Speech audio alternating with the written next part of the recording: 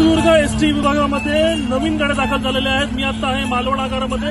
मालवण आगारामध्ये आपण पाहू शकतो कशा प्रकारे या गाड्या दाखल झालेल्या आहेत। या गाड्या आता सिंधुदुर्गात धावण्याला आपण पाहू शकतो। चालक वाहक आता उपस्थित आहेत गाडीमध्ये। अशा प्रकारे या गाड्या आता इथल्या सिंधुदुर्गातील प्रवाशांना सेवा देणार आहेत। एकंदरीत नवीन मॉडेल पद्धतीच्या गाड्यात आपण पाहू शकतो। अंदाजे साहेब कुठल्या कंपनीची गाडी आहे? अशोक लेलँड आणि या गाडीमध्ये किती सीट्स प्रवासी बसू शकतात? 42 आणि स्टँडिंग 11। एकंदरीत आपण चालक जरा इंजिन मध्ये बसू शकता।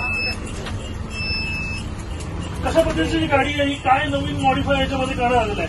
ही BS6 मॉडेल आहे आणि खूप चांगलं मॉडेल आहे। चालकासाठी एकदम चालवण्यासाठी सोयीस्कर मॉडेल काढलेलं आहे। गाड्या लॉंग रूट साठी जातील की लोकलला? लॉंग रूट साठी केली आहे। तर एकंदरीत आपण पाहिलं असेल तर मालवण आगारामध्ये या गाड्या दाखल झालेल्या आहेत। दिव्यांग व्यक्तीसाठी चढ उतरणं सुद्धा वेगळी इथून पद्धत केलेली आहे। तक्रार पुस्तक सुद्धा इथे म्हणजे दर पुस्तक सुद्धा वाहकांकडे मिळणार आहे। ही आपण सिस्टम इथे पाहू शकतो।